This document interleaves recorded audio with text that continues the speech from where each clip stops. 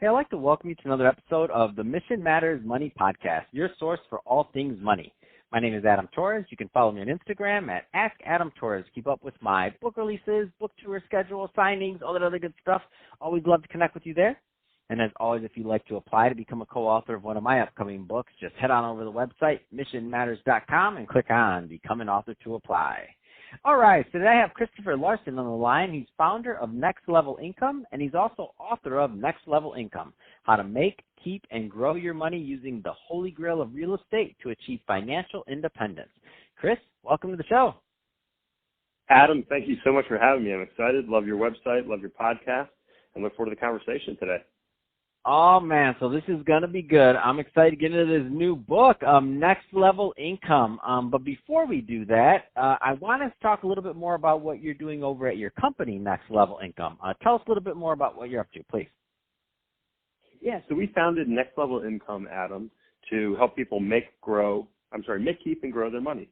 So first and foremost, we say we put our investors first through education. And then we also have opportunities as well for investors that are looking to grow their money.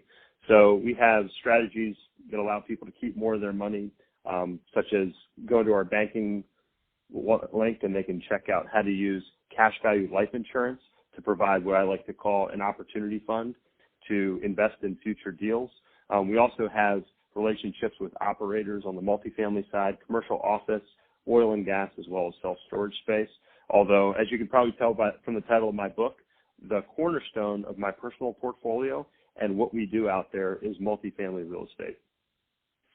All right, I think that's a great transition.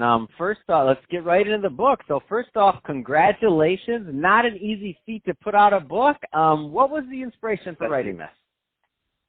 Yeah, so again, I started out syndicating deals, multifamily deals for my first partnership in 2015. I've been a real estate investor, Adam, since I was 21 years old. I bought my first property, built a portfolio of single-family properties, and then I ultimately transitioned those into a commercial real estate portfolio. And as I continued to invest, I would talk to people, and they'd ask me what I was doing, and I would make introductions. And ultimately, after a few years of doing that, my now former partner and I realized that we had a group of individuals that wanted to invest with us, and we wanted to have more control over our deals. So we went out and we bought our first 100-unit apartment complex. And then over the next couple of years, I had more and more people reaching out to me, and some of these people, they weren't able to invest, but they wanted to learn what I did to get to the point of being, one, financially independent, and two, having access to these deals. And after my 100th email to somebody that, was kind of a repeat, I thought, man, it would be good to curate this information. And my podcast partner, who's 15 years younger than me, we decided to start the Next Level Income show. And before we did that, I had compiled a bunch of blog articles and emails, and I kind of send those out at random. And Caleb, my partner, said, hey, you could write a book. So this was 2 years ago now, Adam. So I took my articles, and I'm kind of I'm an outline bullet kind of guy. So I wrote out what I thought the table of contents of the book would be, what the chapters would look like, and it was right around 10 chapters. So I wrote that out, and I thought, all right, let's say I get up every day and I just write for an hour for 60 to 90 minutes. So after getting up for 2 weeks and writing for 60, 90 minutes, I had 10 chapters in my book.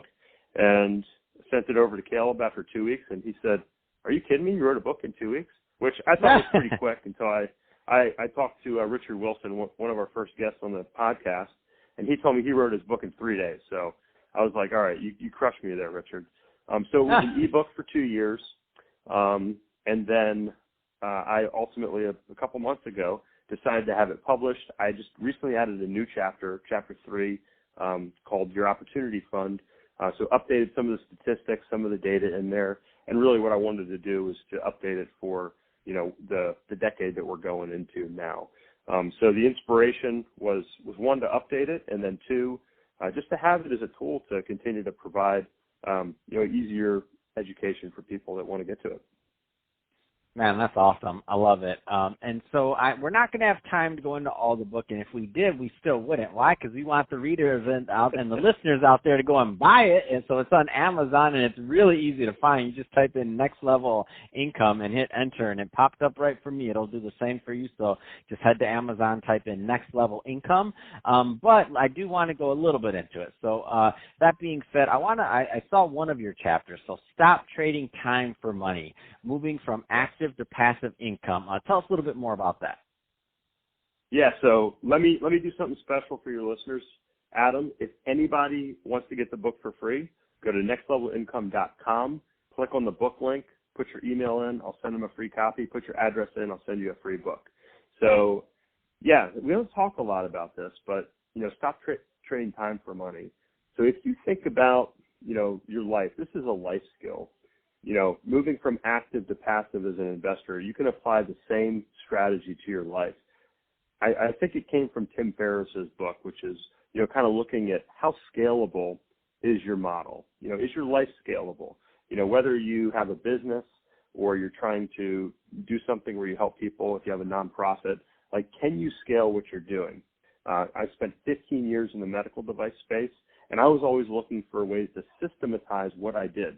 And the reason is when you're going in and you're trying to help a surgeon and a patient get a good outcome, you want to leave as little to chance as possible.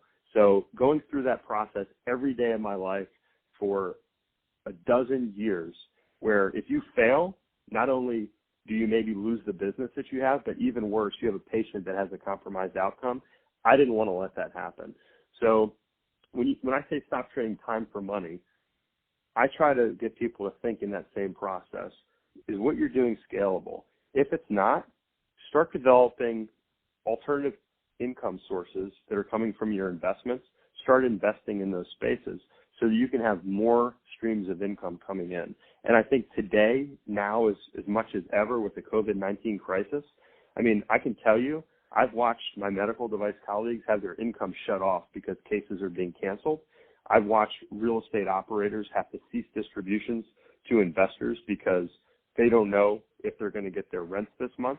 I've seen people have to access their lines of credit to keep their businesses afloat. I've seen my tenants shut down by the health department. So again, if everything that you're doing is active and if you can't do it, that income is going to stop, then I think you should look in the mirror and say, hey, can I add some other areas out there? And I was asked last week, well, what is passive? What's a passive investment, Chris? And I would say if you can walk away from whether it's a business or investment for a year and have that income continue to stream in or have that business continue to operate, to me, that's passive.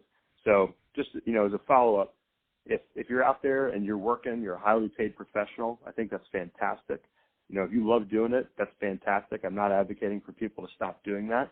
What I'm saying is start putting your money in places that you don't have to work for that can continue to bring income in for you as well. Oh, man, that's awesome. I love it. So if somebody's listening to this, Chris, and they want more information on your real estate deals, and just connecting overall with your brand over at your company, Next Level Income, what's the best way for them to get it? And also, let's leave that website again too, because I don't know. That's crazy. You're offering the listeners a free book. I was sending to Amazon and trying to sell books for you. Apparently, my listeners are spoiled and they're getting free books. So gosh, they're gonna start expecting free books from me. Well, hey, my books still aren't free. Sorry, we sell those. That's how we keep the lights on. So that being said, Chris, leave your contact info so people know how to connect on both the business and the book, please.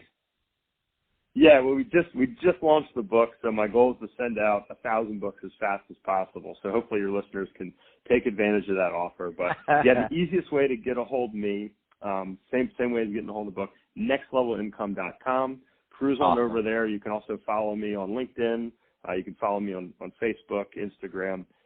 Look up Next Level Income. You can follow us there. Always trying to put up educational content for listeners, for investors, anybody that wants to help move themselves towards financial independence, Adam. Oh, that's awesome, man. So great stuff there. Well, Chris, really appreciate you coming on the show today. Hope you had a great time. And to the listeners, as always, thank you for tuning in. Hope you got a lot of value out of this. If you did, don't forget to subscribe to the podcast, leave me a review on the Apple iTunes Store. And if you're watching this on our YouTube channel, Mission Matters Money, definitely give us a subscribe there, but also leave us some comments on the video. I mean, love to know what kind of projects you're working on and keep the conversation going over in our YouTube community. And Chris, thanks again for coming on the show.